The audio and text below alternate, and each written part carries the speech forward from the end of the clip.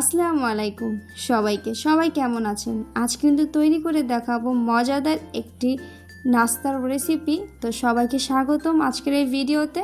চায়ের সাথে কিন্তু খুবই জমে যাবে এমন একটি রেসিপি নিয়ে হাজির হয়েছি আপনাদের মাঝে। খুবই কম উপকরণে এই নাস্তাটি রেডি করে দেব। তো ফার্স্টে আমি কিন্তু এখানে আলু আর গাজরটাকে গ্রেটার দিয়ে গ্রেট করে নিয়েছি। এখানে আমি দিয়ে দেব পরিমাণ মতো লবণ, দিয়ে দেব ধনিয়া গুঁড়ো, চাট মশলা, দিয়ে দেব কর্নফ্লাওয়ার।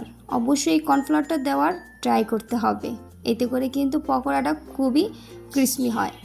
তো তারপর আমি এখানে পেঁয়াজ কুচি আর ধনেপাতা কুচি দিয়ে খুব ভালো করে কিন্তু আমি সমস্ত ইনগ্রিডিয়েন্টসগুলো মাখিয়ে নিয়েছি।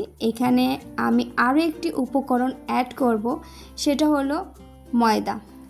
ময়দাটা অ্যাড করার কারণে দেখা যাবে যখন আমরা পকোড়ার শেপটা দিব খুব সুন্দর একটি শেপ হবে। তো এখন ময়দা দিয়ে কিন্তু খুব সুন্দর করে আমি আবারও মাখিয়ে নিয়েছি। তো চলুন ভেজে নেওয়ার পালা।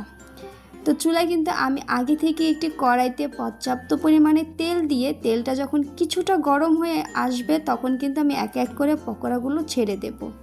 আর খুব ভালো করে কিন্তু মিডিয়ামে রেখে আমি আঁচটাকে খুব সুন্দর করে লাল লাল করে ভেজে নেব।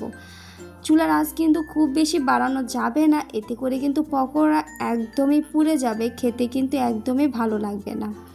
যেহেতু আলুটা কাঁচা তাই অবশ্যই মিডিয়ামে রেখে আলুটাকে প্রপার কিন্তু ভেজে নিতে হবে।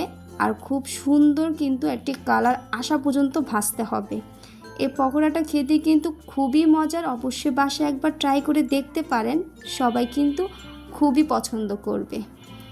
তো আমার কিন্তু পকোড়াগুলো একদম ভাজা কমপ্লিট হয়ে গিয়েছে, দেখতেই পাচ্ছেন কতটা সুন্দর হয়েছে। শুধু দেখতেই না, এটা খেতেও কিন্তু দারুণ মজা। বিকেলে চায়ের আড্ডে এমন একটা পকোড়া থাকলে আর কিছুই প্রয়োজন হবে না। তো আজকে এই পর্যন্তই। আল্লাহ হাফিজ।